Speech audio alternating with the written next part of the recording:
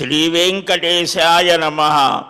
హరే రామ రామ రామ హరే హరే, హరే కృష్ణ కృష్ణ కృష్ణ హరే హరే, హరే రామ రామ హరే హరే, హరే కృష్ణ కృష్ణ కృష్ణ హరే హరే. శుక్లాంబరధరం విష్ణుం శశివర్ణం చతుర్భుజం ప్రసన్నవదనం ధ్యాయేత్ సర్వవిఘ్నోపశాంతయే. యస్యద్విరదవక్త్రాద్యాః పారిషద్యాః పరస్యతం విఘ్నం నిఘ్నంతి సతతం విశ్వక్సేనం తమాశ్రయే. అఖిల భువన జన్మస్థేమ భంగాదిలీలే వినత వివిధ భూతవ్రాత రక్షైకదీక్షే శృతిశిరసి విదీప్తే బ్రహ్మణి శ్రీనివాసే భవతు మమ పరస్మిన్ సేముషీ భక్తిరూపా. నారాయణం నమస్కృత్య నరం చైవ నరోత్తమం దేవీం సరస్వతీం వ్యాసం తతో జయముదీరయేత్. అస్మత్ శ్రీ గురుచరణారవిందాభ్యాం నమః. పరమగురుభ్యో నమః. సర్వగురుభ్యో నమః. సూత ఉవాచ ఏతత్ శ్రుత్వా నారదస్తు కుమారస్య వచో ముదా పునరప్యాహ సుప్రీతో జిజ్ఞాసు శ్రేయ ఉత్తమం. జ్యేష్ఠమాసం ఈ రోజున చక్కగా భృగువాసరం అంటే శుక్రవారం స్వామివారు మహాలక్ష్మితో కలిసి చక్కగా సుస్నాతుడై చక్కని ఊర్ధ్వపుండ్రాలతో హైమోర్ధ్వపుండ్రమజహన్మకుటం సునాసం మందస్మితం మకరకుండలచారుగండం బింబాధరం బహుళ దీర్ఘకృపాకటాక్షం శ్రీవేంకటేశముఖమాత్మని సన్నిధత్తాం అన్నట్లుగా ఆ నీలమోహన కోమల శ్యామల స్వరూపంలో తెల్లని ఊర్ధ్వపుండ్రాలని ధరించి సర్వాకర్షకమైన పరబ్రహ్మస్వరూపంగా మనకు సాక్షాత్కరిస్తారు ఈ రోజున. అలాంటి రోజున మనం నారద మహాపురాణంలో సూత మహర్షి శౌనకాది మహర్ష్యాదులకు నైమిషారణ్యంలో అంతకుముందు సనత్కుమార మహర్షి శ్రీకృష్ణ భగవానుని యొక్క ఆ రాధాదేవి ఆ 1000 నామాలని చక్కగా వివరించడం, ఇవన్నీ కూడా అంత తర్వాత కూడా అనేకమైనటువంటి విశేషాలని ఆయా మూర్తుల యొక్క విషయాలని చెప్పడం జరిగింది. ఇప్పుడు సనత్కుమార మహర్షి మాట విని నారదుల వారు సంతోషంతో శ్రేయస్సుని పొందాలి అని సంతోషంతో ఇలాగ అంటాడు. సాధు సాధు మహాభాగా, మహానుభావ, సర్వలోకోపకారకం మహాతంత్రం త్వయా ప్రోక్తం సర్వతంత్రోత్తముత్తమం. మనకు అపారమైనటువంటి శాస్త్ర విజ్ఞానం ఉన్నది. ఏది కూడా ఇది వారు చెప్పారు కాబట్టి నేను నమ్మి చేస్తున్నాను అనేవారు కొందరు ఉంటారు. పరమ విశ్వాసంతో వారికి సందేహాలతో పనిలేదు. కానీ సందేహగ్రస్తులు కొందరు ఉంటారు. ఈ దేహం ఉన్నంత వరకు సందేహాలు వారిని పీడిస్తూనే ఉంటాయి. అలాంటి వారికి శాస్త్ర జ్ఞానాన్ని అందించారు సహేతుకంగా, సప్రమాణంగా. సప్రశ్రయంగా వారి సందేహాల్ని తీర్చడానికి అపారమైన విజ్ఞానాన్ని మనకు అందించారు. వాటిల్లో తంత్రములు అని, ఆగమములు అని, శ్రీశాస్త్రమని, భగవత్ శాస్త్రమని ఈ పేర్లతో మనకు భగవద్ ఆరాధనా విధానం వేదంలో పూర్వభాగం భగవదారాధనని గురించి చెప్తోంది. ఆ భగవత్ తత్వాన్ని గురించి ఉత్తర భాగం చెప్తోంది. ఈ తంత్రములన్నీ కూడా ఒక దేవతామూర్తిని ప్రతిపాదించి ఆ ఆరాధన, ఆ విశేషం, ఆ నామములు ద్వారా ఆరాధించడం, హోమం చేయడం, ఇవన్నిటి ద్వారా ఆయా దేవతలని సాక్షాత్కరింపజేసుకొని భౌతికమైనటువంటి, లౌకికమైనటువంటి విషయాలని కూడా, లౌకికమైనటువంటి విషయాలలో కూడా వారికి విజయం కలిగేట్లుగా, అలాగనే ఆధ్యాత్మికమైన వికాసాన్ని పొందేట్లుగా, ఆయా దేవతానుగ్రహాన్ని పొందేట్లుగా ఇవన్నీ కూడా మనకు ఉపకరిస్తాయి. అందుకనే మహాతంత్రాన్ని చెప్పావయ్యా, ఆయా దేవతామూర్తుల యొక్క విశేష, చాలా సంతోషం. ఇప్పుడు పురాణాలని గురించి, పురాణాలే ఏం చెప్తాయి ఆ విషయాన్ని అంటే, ఎన్నెన్ని విషయాలు పురాణాల్లో ఉన్నాయి. పురాణ ఆఖ్యానం వినాలనుకుంటున్నాను. భాగవతంలో వస్తుంది, ప్రతి దాంట్లో కూడా ఈ పురాణాలు ఎన్ని శ్లోకాలు, వాటిల్లో ఏం విషయాలు చెప్పారు సంక్షేపంగా.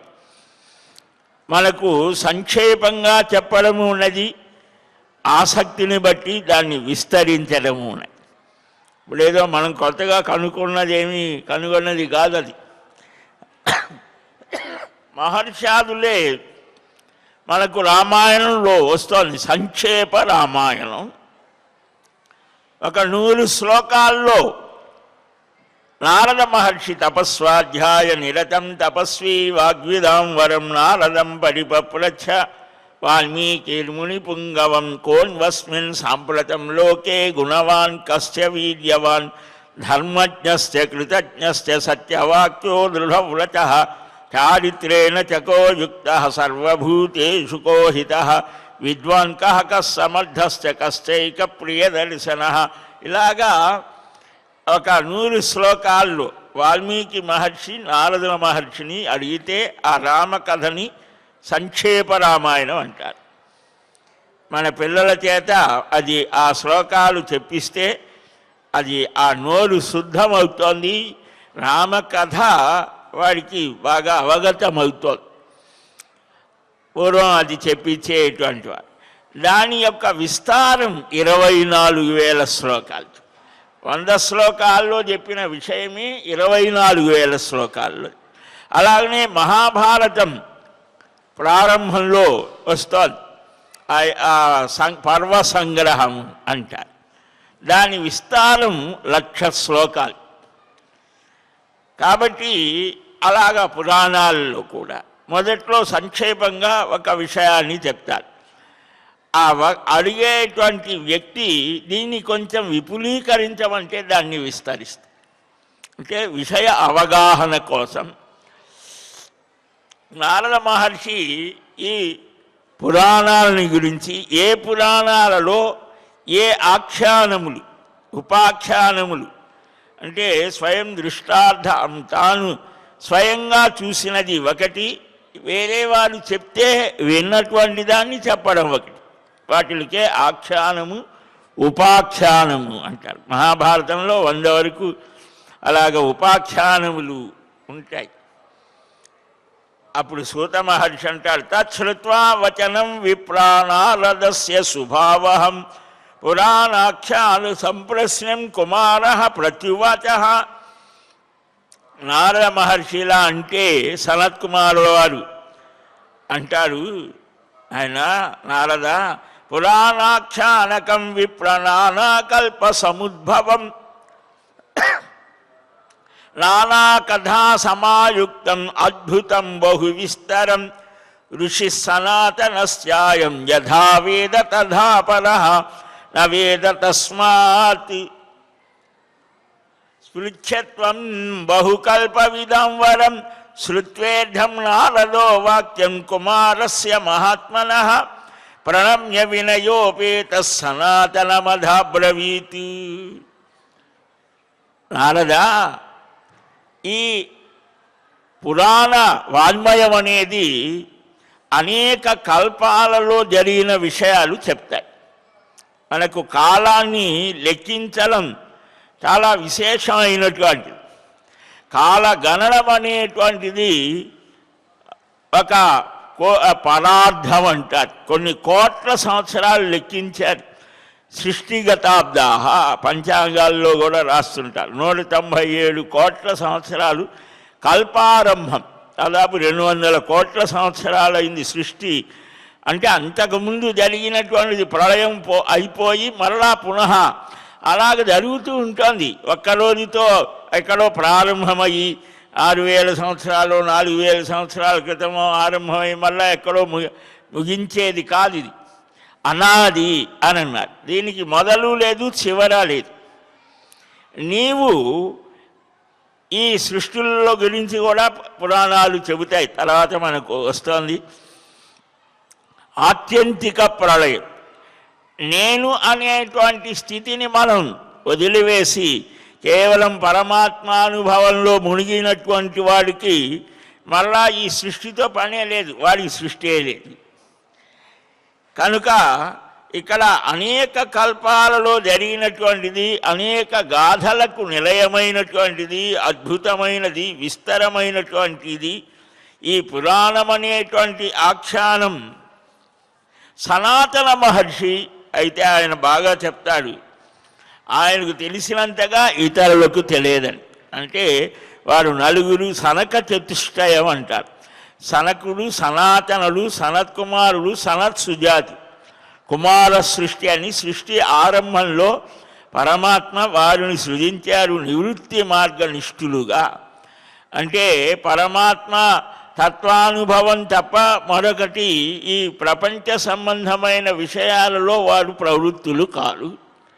తర్వాత వచ్చినటువంటి సృష్టిలో దక్షాది ప్రజాపతి సృష్టి అంటారు మహర్షాదులు, వారు ప్రవృత్తి మార్గాన్ని చూపించారు. సనక సనందనాదులు నివృత్తి మార్గాన్ని చూపించారు.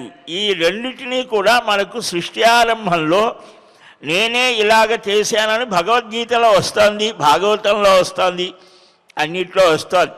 ఒకే విషయాన్ని అనేక పద్ధతులలో చెప్పడం జరుగుతుంది. కాబట్టి సనాతన మహర్షి ఆయన అడగవయ్యా అని అంటే నమస్కారం చేసి ఆయనకు బ్రహ్మమానస పుత్రులు వారు ఎప్పుడూ కూడా వాసుదేవ నామస్మరణ చేస్తూ సర్వజీవరాశులలో ఆ భగవతత్వాన్ని దర్శిస్తారట. అందువల్లనే వారికి ఏమిటి పని అని అంటే, నలుగురు కదా, ఒకరు ఉన్నత స్థానంలో కూర్చొని భగవతత్వాన్ని చెప్తూ ఉంటారు, తక్కిన ముగ్గురు వింటూ ఉంటారు.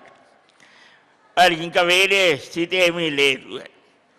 సరే, ఈ సనాతన మహర్షిని బ్రహ్మన్ పురాణ విశ్రేష్ట జ్ఞాన విజ్ఞాన తత్పర పురాణానాం విభాగమ్యే సాకల్యే నాను కీర్తయ యస్మిన్ శృతే శృతం సర్వం జ్ఞాతే జ్ఞాతం కృతే కృతం వర్ణాశ్రమాచార ధర్మం సాక్షాత్కారముపైష్యతి కియంతి చ పురాణాని కియత్ సంఖ్యాని మానతః. స్వామి, పురాణవేత్తలలో చాలా గొప్పవాడివి, జ్ఞాన విజ్ఞాన తత్పర. జ్ఞానము దాని అనుభవం కూడా నీకు ఉన్నటువంటిదే. కాబట్టి సమగ్రమైన ఈ పురాణ విభాగాన్ని చెప్పాల్సినది. అది వింటే అన్నీ విన్నట్టే సర్వ విజ్ఞాన వికాస ప్రబోధాన్ని కలిగిస్తోంది. స్వామి, ఈ ఆచార వర్ణ ఆశ్రమ ఆచార ధర్మాల సాక్షాత్కారం కలుగుతోంది.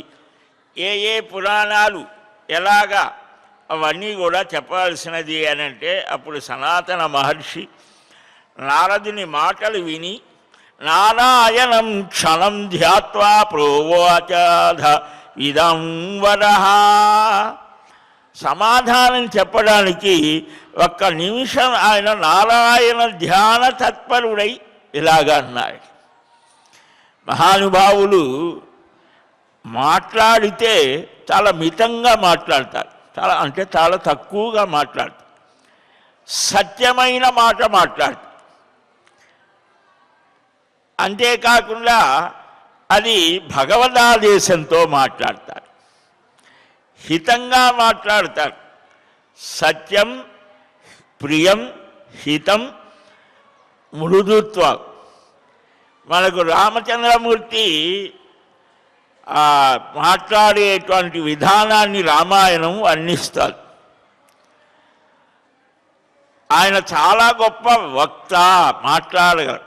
వక్త వాచస్పతిర్యథా అయోధ్యకాండలో అంటే యుక్తి అంటే ఒక విషయాన్ని చర్చించడానికి అవగాహన కోసం అనేక విషయాల్ని స్పృశిస్తూ చెప్పేటువంటి దానికి అది అలాంటి వాడిలో బృహస్పతి గొప్పవాడు. అలాగ బృహస్పతిలాగా వక్త వాచస్పతిర్యథాన్ అదొకటి. ఇంకొకటి ఏంటి అని అంటే తానే ముందు మాట్లాడతాడు. చక్రవర్తి కుమారుడు కదా ఈయనతో అసలు మనకు ఇంటర్వ్యూ ఉంటుందా లేదా అని అనుకుంటారేమో అని తానే పలకరిస్తాడు. పూర్వభాషీచ రాఘవ, అది ప్రియంగా మాట్లాడతాడు. ఇలాగ చాలా విషయాలు చెప్పడం జరిగి సరే ఇక్కడ కూడా నారాయణ ధ్యానం చేసి సాధు సాధు మునిశ్రేష్ఠ సర్వలోకోపకారక పురాణాఖ్యాన విజ్ఞానే యజ్ఞాత నైష్టికీ మతి. పురాణ విషయాల్ని తెలుసుకోవాలనుకుంటున్నావు, చాలా మంచిదయ్యా. పూర్వం బ్రహ్మగారు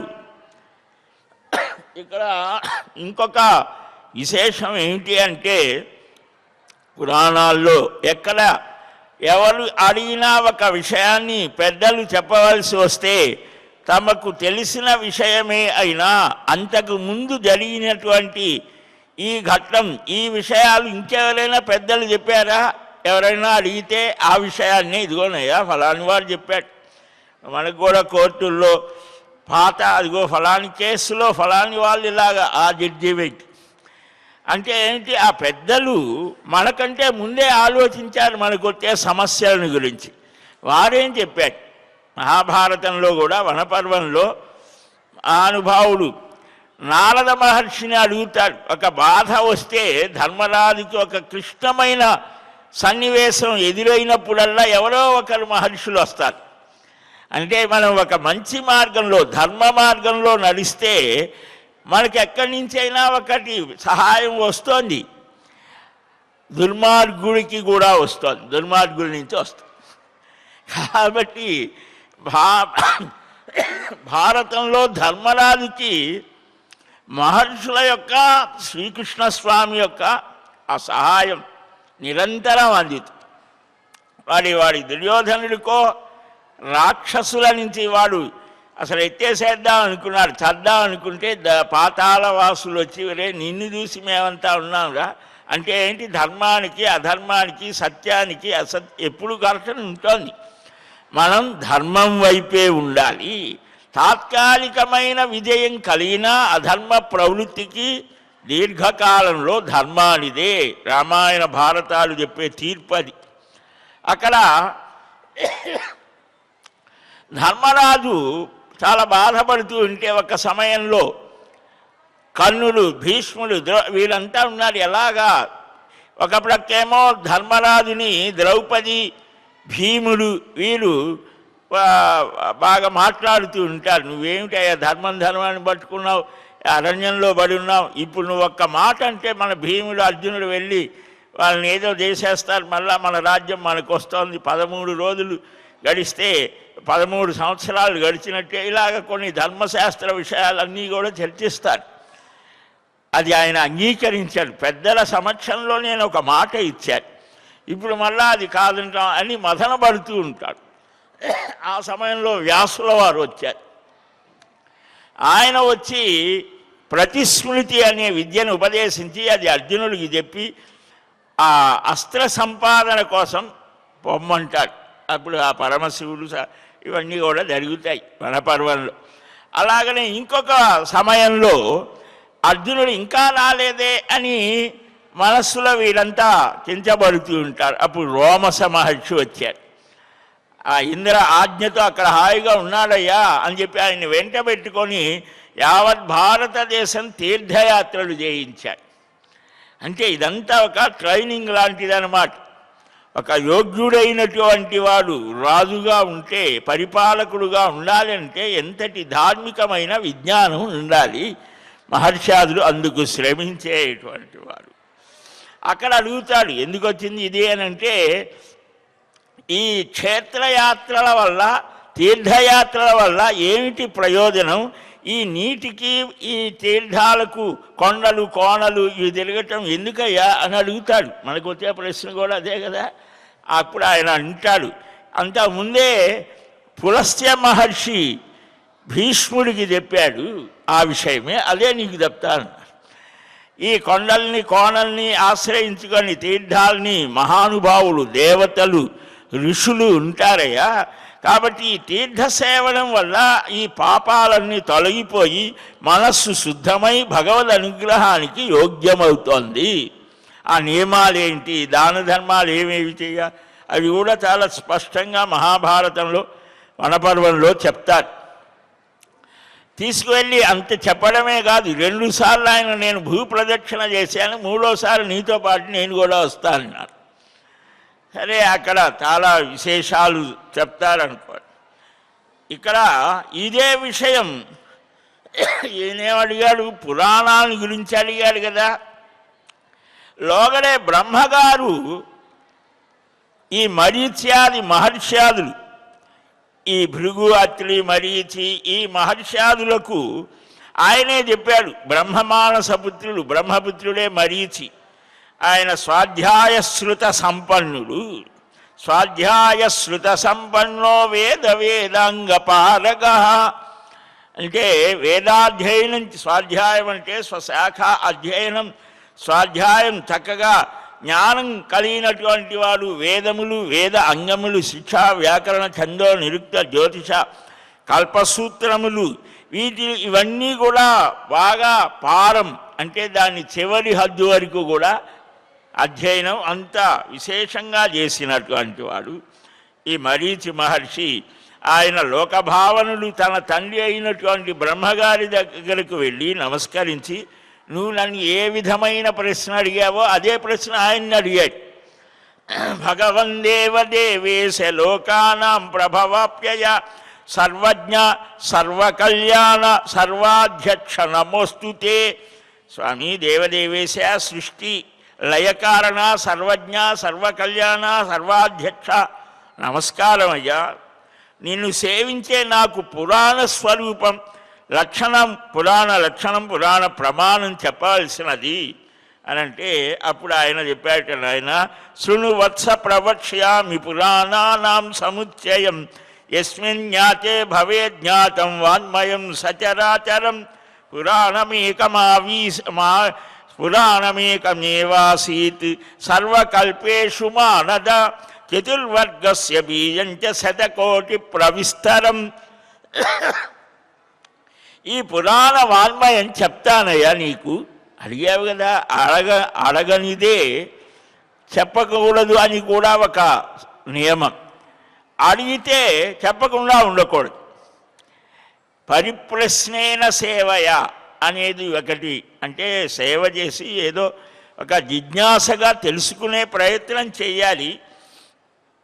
నా పృష్ట కస్యచిత్ బ్రూయాత్ అని కూడా ఒక సంప్రదాయం. కాబట్టి అడిగాడు కదా కుమారుడైనా, లేకపోతే అడగకుండానే చెప్తే వాడు దానికి విలువ ఇవ్వడు.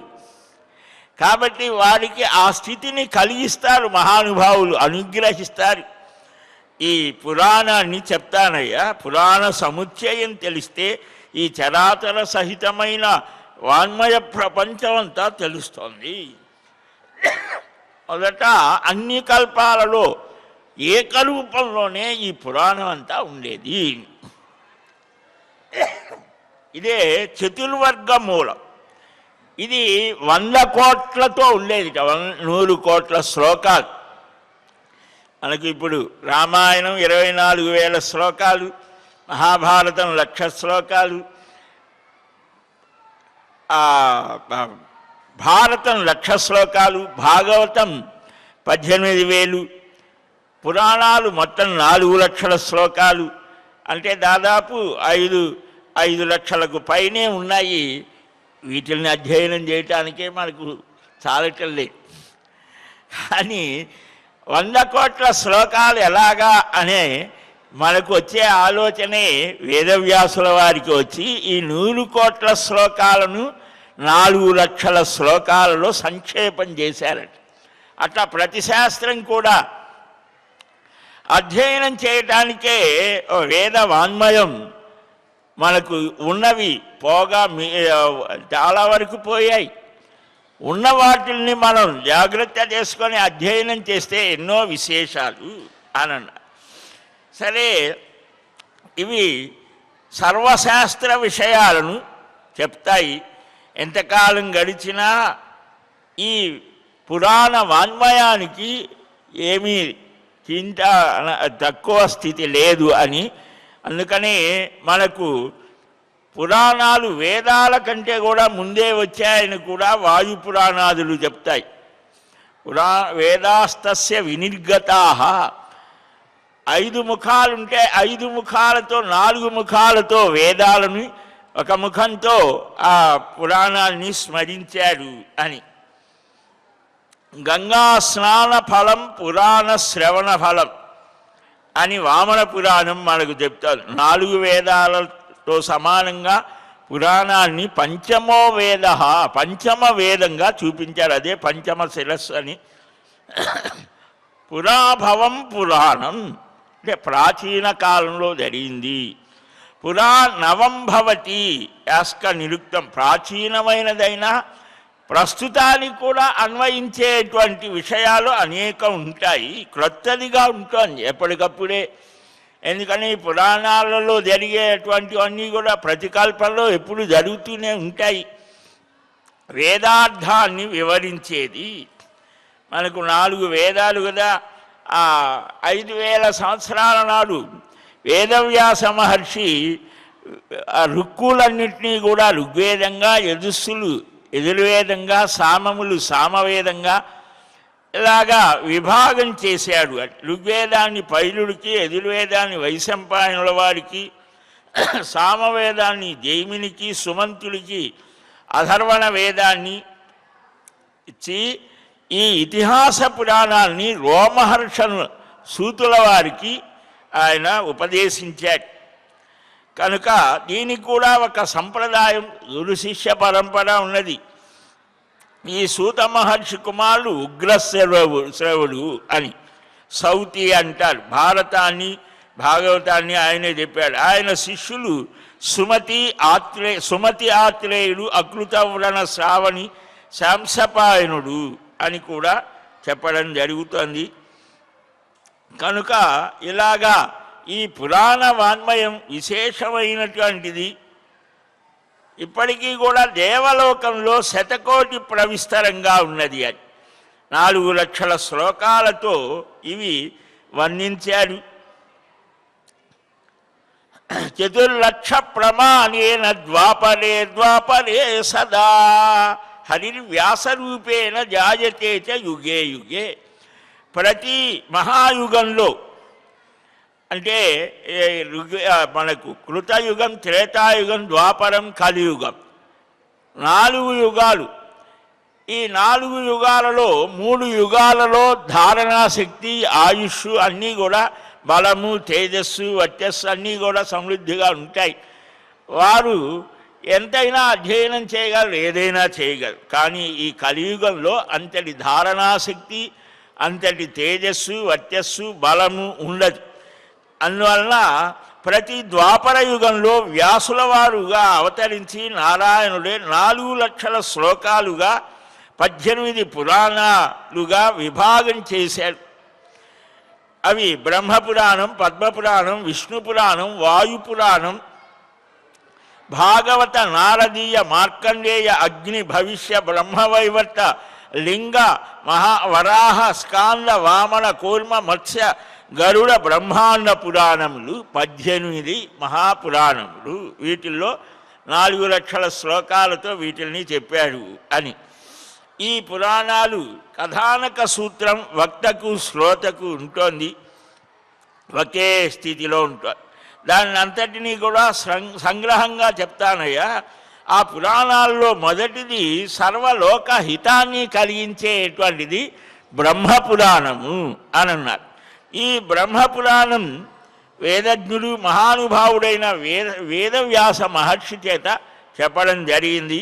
ఆ బ్రహ్మపురాణమే ఆద్యం, మొట్టమొదటి పురాణం బ్రహ్మపురాణం. ధర్మ కామార్థ మోక్షములను ఇచ్చేది. అనేక ఆఖ్యానములు, ఇతిహాసములు దీంట్లో ఉన్నాయి అని 10,000 శ్లోకాలతో ఉంటుంది బ్రహ్మపురాణం.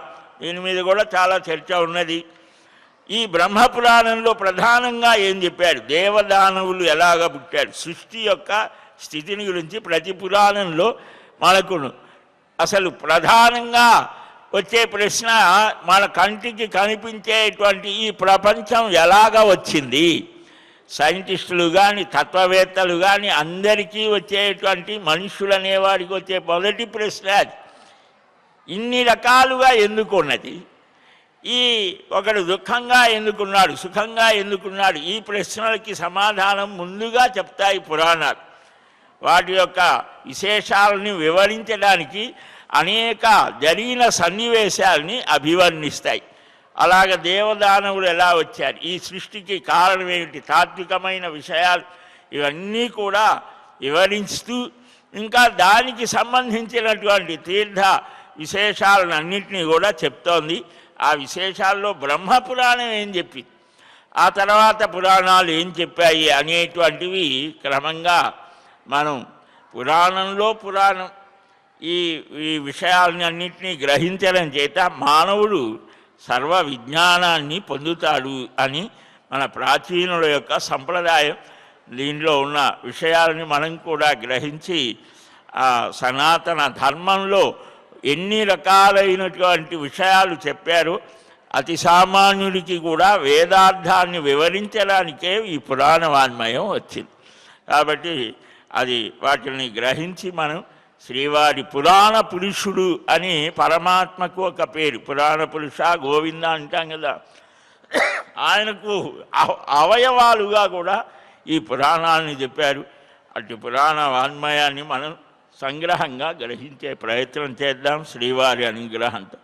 శ్రీకృష్ణ గోవింద హరే మురారి, హే నాథ నారాయణ వాసుదేవ, గోవింద జయ జయ గోపాల జయ జయ, రాధారమణ హరి గోవింద జయ జయ. హరే రామ రామ రామ హరే హరి, హరే కృష్ణ కృష్ణ కృష్ణ హరే హరే. స్వస్తి ప్రజాభ్యః పరిపాలయంతాం న్యాయేన మార్గేణ మహీం మహీశాః. గోబ్రాహ్మణేభ్యः శుభమస్తు నిత్యం. లోకాः సమస్తాः సుఖినో భవంతు. శ్రియః కాంతాయ కళ్యాణ నిధయే నిధయేర్థినాం. శ్రీవేంకటనివాసాయ శ్రీనివాసాయ మంగళం. బలం విష్ణోః ప్రవర్ధతాం సర్వం శ్రీ కృష్ణార్పణమస్తు. ఏడుకొండలవాడ వెంకటరమణ గోవింద గోవింద గోవింద గోవింద.